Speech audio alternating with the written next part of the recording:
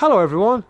I'd like to say a big thank you to Doug and the crew over at Dvseire who've sent a load of new subscribers over my way. You're all very welcome on board.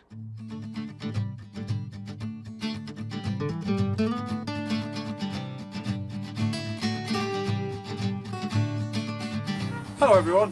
So the snow is gone and believe it or not the sun is shining. I don't know what's happened.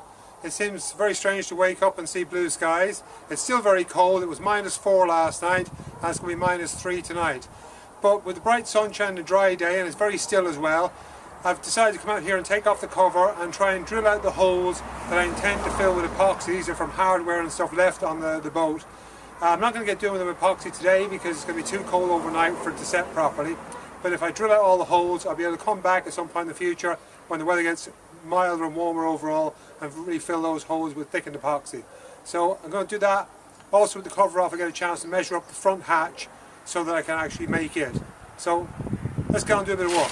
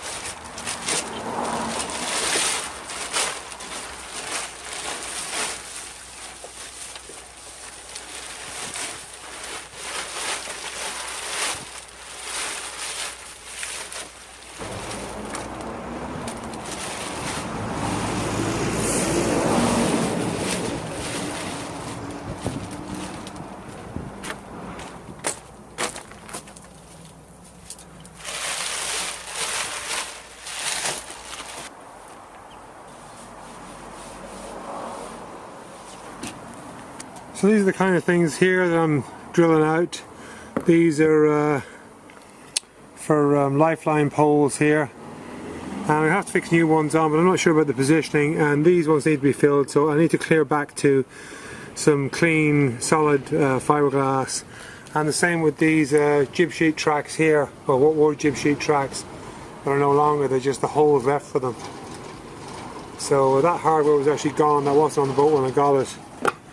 And then where the bow pulpit is, all the fixings for that, and the fair leads and the cleat on the front as well. So all these places are all points where water can get into the boat at the moment, but they need to be patched with epoxy. So I'm just going to drill them out and get back to some clean fiberglass.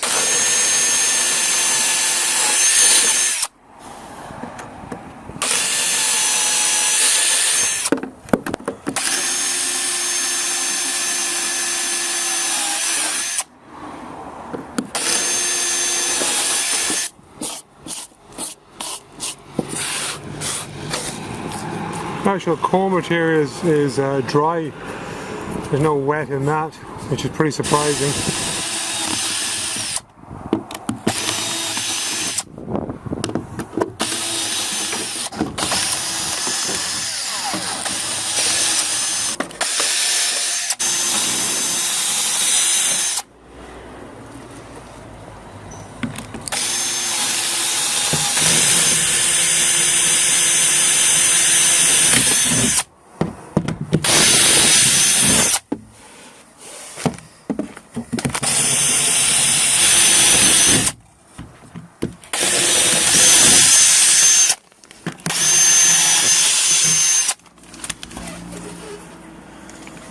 I'd love to fill these with epoxy, but I think there's no point in just doing it for the sake of it to try and get it done when it's going to freeze to -3 tonight, because if I have to drill them all out again and redo it, it's pointless. So I'm just going to do this prep work, and then when I get a day that's going to stay above 11 degrees, which is meant to be according to West Systems for this epoxy to cure properly with the hardener that I'm using, I'm going to do it then. Okay, so this is the rear Lazarette, and these holes drilled up here are meant to be for to vent gas. There was a gas cooker on the boat here, butane gas cooker, so that was to vent the gas in the event of a leak. But I'll be leaving those because I'm probably going to be putting some kind of a gas cooker in the boat. I think the main reason the boat got filled up with water and ended up half sunk was because it was like drowning by 1,000 leaks. There was all these little leaks, none of them massive leaks, but they all in a certain amount of water, and over a period of time of being neglected and left alone, it just filled up and eventually just became too much. So I think the lesson in that is no matter how small a leak in your boat, fix it, because if it's left long enough it'll get to the point where it's going to do serious damage, either to the interior or worst case sink the boat. So this is the rear lazarette of the boat. Really quite roomy considering such a small boat, and I intend to do a bit of work in here and make up some kind of system for stacking gear into here and maximise the use, and maybe some kind of a structure in there so I can put baskets in with gearing separated rather than just piling everything into it.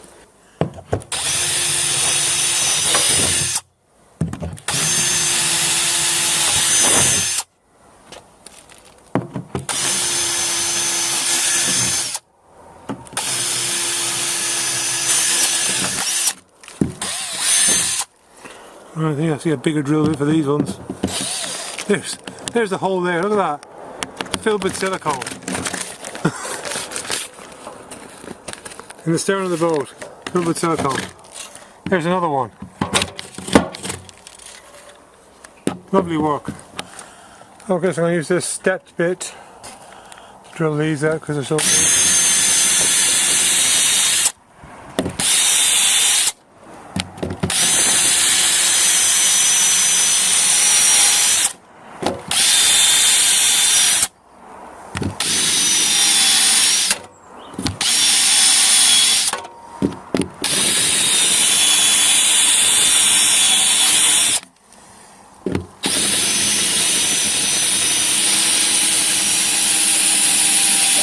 Even in here, that core material is still solid, which is good.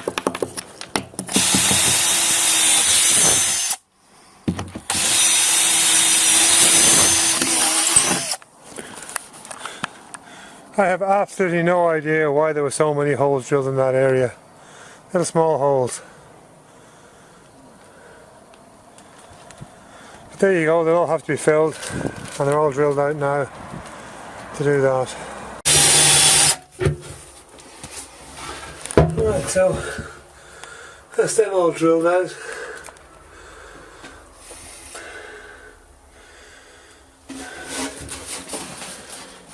It looks very like a colander just at the minute.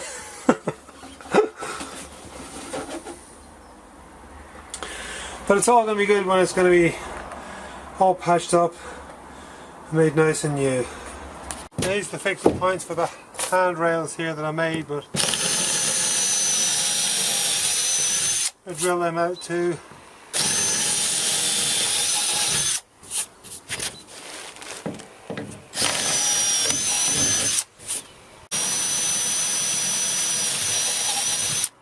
You can actually feel the temperature. The sun's starting to go down. It's starting to get very cold.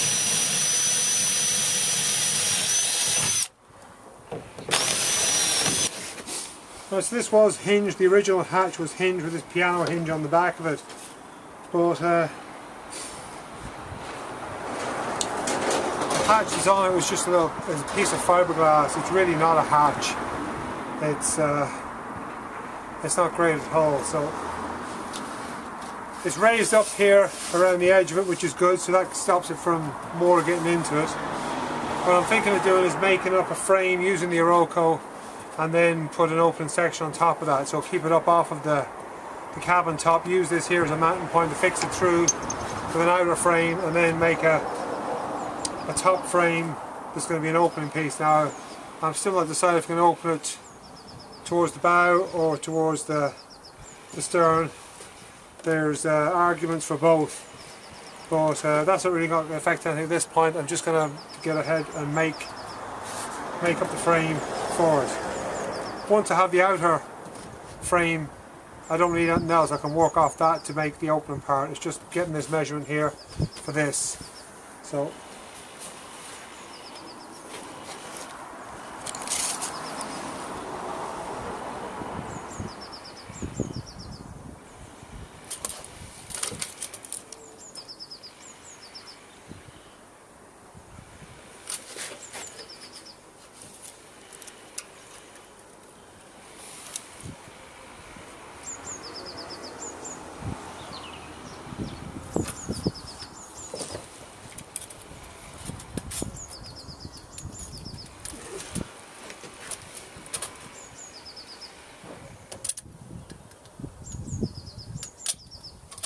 So the end dimension is 505 millimeters.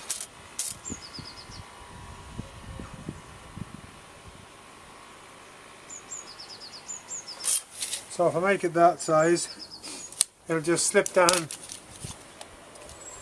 It'll just slip down over this, and then I can fix through into the what's existing there, just bolted onto it. And that will mean the fixing point will be on the vertical, so there's less likely of water ingressing into it that way than if it's fixed down from above. And if the worst comes to the worst, and I think I'm leaving enough there for it to be a good, nice snug fit on it. But even if it was slightly tight when I have it made, there's a slight chamfer on this edge here. It's sort of a wee bit, it's not actually completely vertical. I can always chamfer off the inside of the frame to get it to fit down onto it anyway. And then I'll be sealing it onto this to weather that as well.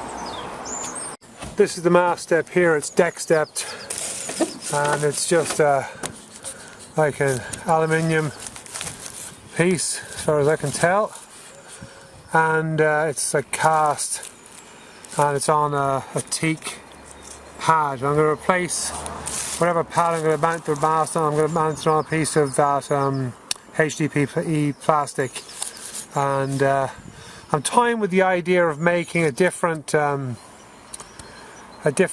base here, maybe like a different tabernacle, maybe a higher one made out of steel, and that way then I'll be able to pitch the mast back at this point, pivot point, it's sort of a higher up pivot point, say up about that height above the deck, like a hole drilled through here through a mast step, and a hole drilled down through here, and then a pivot on the top one, which will mean with a fallback at this sort of an angle, so it'll be higher above the cockpit.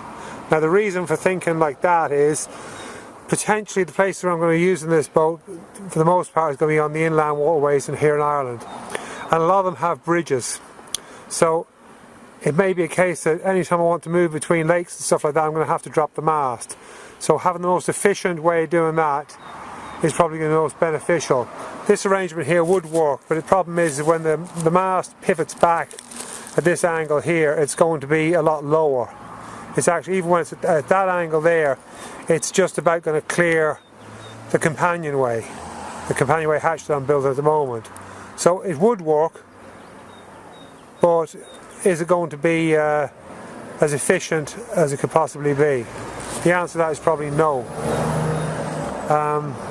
So I may do that.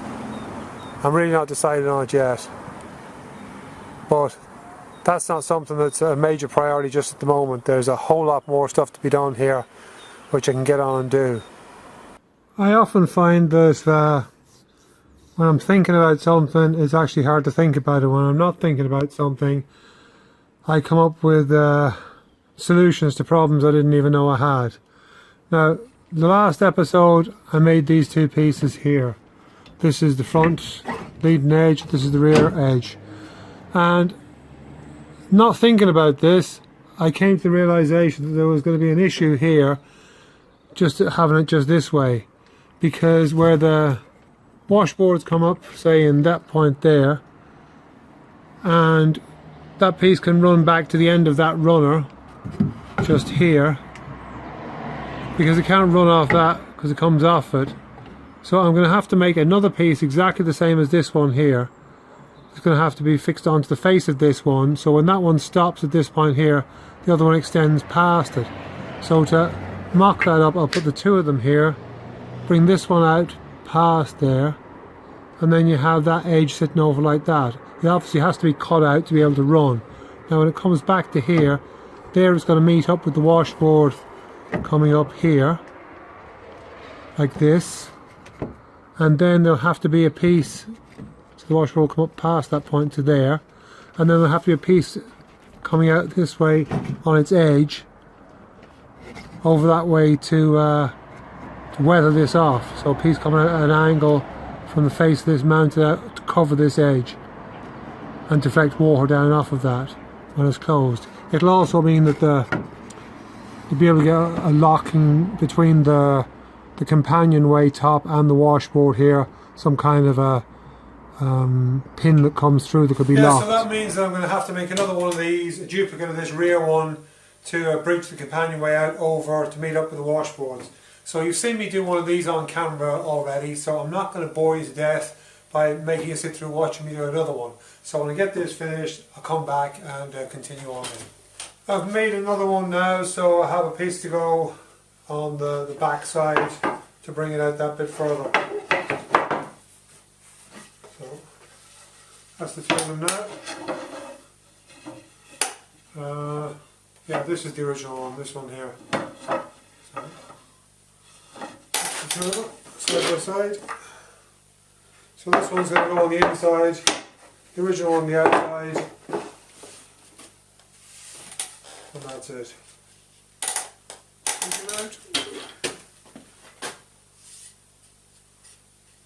So it makes that much wider coming out.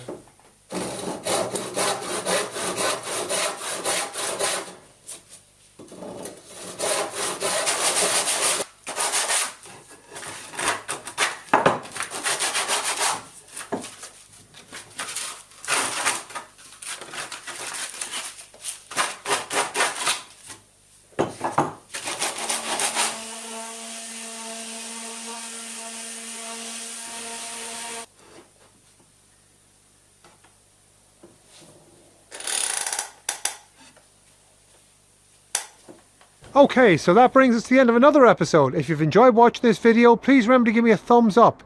If you haven't already done so, subscribe, share with your friends, and I'll see you next time.